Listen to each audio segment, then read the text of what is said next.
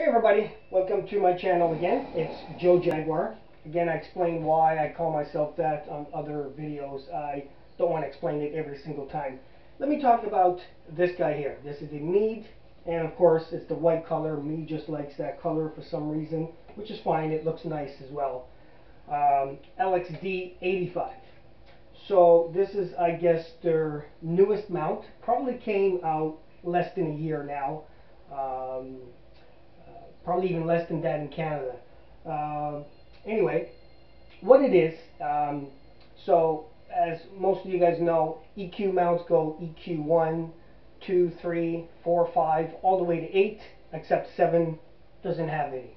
So this is a little bit bigger than the EQ 5, but not as big as an EQ 6. So it's kind of like midway in between. So it's kind of like a heavy duty EQ 5. It is goto. I don't have the controller on me. Just wanted to show you guys what I thought about this. So you probably saw in a couple other videos, I have this on the 6-inch Evo Star Apple refractor. That's why I bought it. Now, if you saw my other video, or maybe depending how I post it, you'll see I'm going to replace this mount with the EQ6 manual drive, which just drives in the both axis. But originally, I got this guy for that 6-inch refractor. Again, I wanted something a little bit bigger than the EQ5, but less than an EQ6, because it becomes a little bit heavy. So basically, there's no choice, and I already have an EQ5, the Meade LX70. But for a 6-inch refractor, that's probably at the limit. So that's why I figure I need something a little bit bigger. There's really only two choices. Celestron has the AVX, which is probably, I don't know, been around for 6 years minimum. It's pretty popular, I would say. However, in the forums and the use astronomy sites, I've seen, sometimes I see one a month at least. So either it tells me it's not as good as what people thought, you know, and I liked the older ones, the Meade LX75, and then the Celestron version, the equivalent was the ASGT. I think those were good mounts. You know, those are mounts that are 10 to 15 years old. They were pretty good. But anyway, the AVX kind of replacing that. So they're a little bit better than the EQ5. So this mount and the AVX are pretty much in the same category. A little bit better than the EQ5, a little bit smaller than the HEQ5, or smaller than the EQ6 then.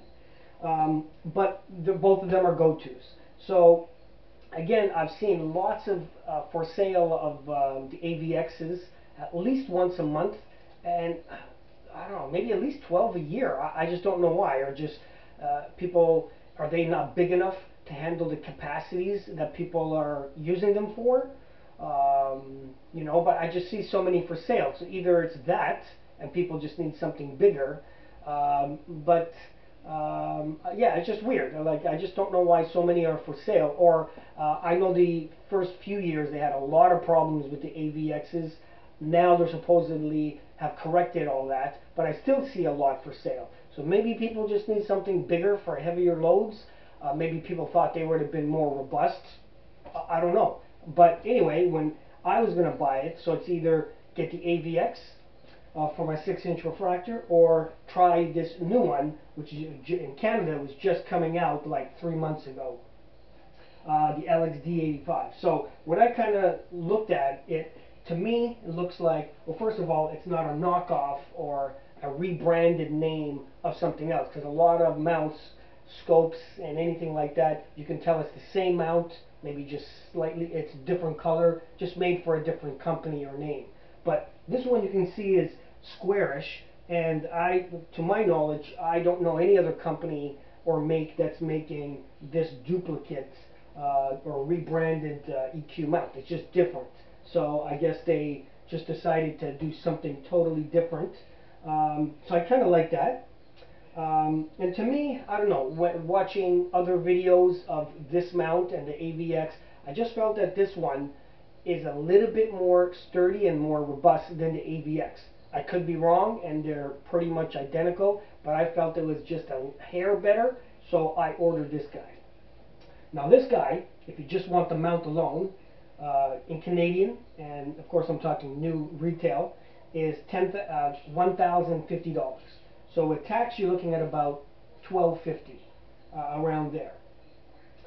So that's not too bad. It's about $100 cheaper, 100 to $150 cheaper than the AVX version.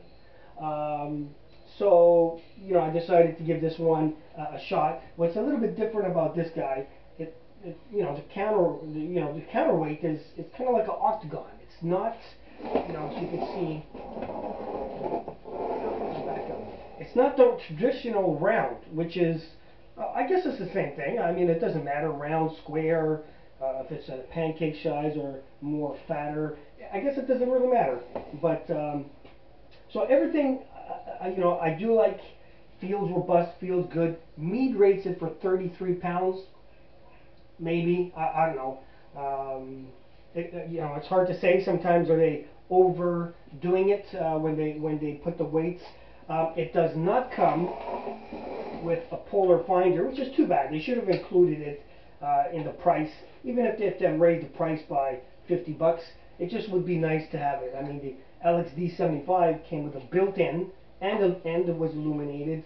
Why here? So you probably have to buy it separate. It's probably going to be $50-60. So overall, it's a pretty good mount. So if you're looking for something that's a little bit bigger than the EQ5, CG5, well, there's only two in its class. This one, the Meade LXD85, or you can go the Celestron version, the AVX. There's probably another one or two companies that have that. No, probably not in the mass produce. But anyway, here's what I don't like. Now, this thing here, I almost had to break it off. I know it's just a cap. Now, as you can see, do you see the paint that's left over? So basically, when this mount was being made, once they painted the mount, whoever was doing it probably put this cap too early when it wasn't fully dry, and I almost, like I said, broke this cap getting it out. And of course, there's a lot of marks here from trying to get it out, but that's one little mistake. I guess you could overlook that, no big deal. But the big mistake I don't like about this mount, Meade, shame on you. It does not come with any power or any way to power it. No AC, no DC, no battery, nothing. It's like, how are you supposed to, use it? So when it came in and I put it together, it's like, how the hell do I use this mount? I have to go back to the dealer, and they said that Meade does not ship, it with any type of power source, which is just, I'm just going to say it's stupid. I mean, include something. If it's a battery power or their AC 12 amp to power this, you could order one separate. I guess I could do different Meade mounts. Was $107 with tax and shipping. It's like, why not just include it? Why do I have to buy it separate? If you would include it, you probably could raise the price $25-30 because they're making it anyway. Include a polar finder scope at $100 for both. There you go. It's just why you, the customer, with absolutely no way to use it or power it? If you go a third-party market type of power thing and you fry it, then they're going to say it's your fault, and they're not going to replace it or be able to fix it, or type of thing. So why even bother? Give people the damn power.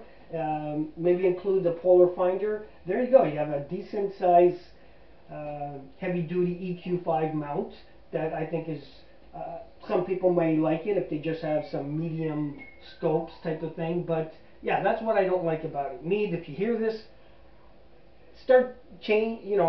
maybe change. It's actually, we're in November, maybe the new year, include both and add $100. It's just, there's no point giving something where you can't use it. It makes no sense to me. So I'm not going to hold back. Whatever, I don't care. It just doesn't make any sense to me why you ship them out and you don't include any way to use it. It's like giving me the goto without the hand controller. What's the point? I can't use it. But anyway, that's what this mount is. Hopefully you guys enjoyed that. If you're looking for a mid-class mount, remember it doesn't come with a power, so think of that beforehand. Besides that, I'm not too worried about the paint strip there. It's not a big deal, and I've already ordered a polar finder, a third-party one. It wasn't a Meade polar finder, but it doesn't matter. They all work, type of thing. And that's it. Okay, guys. Cheers.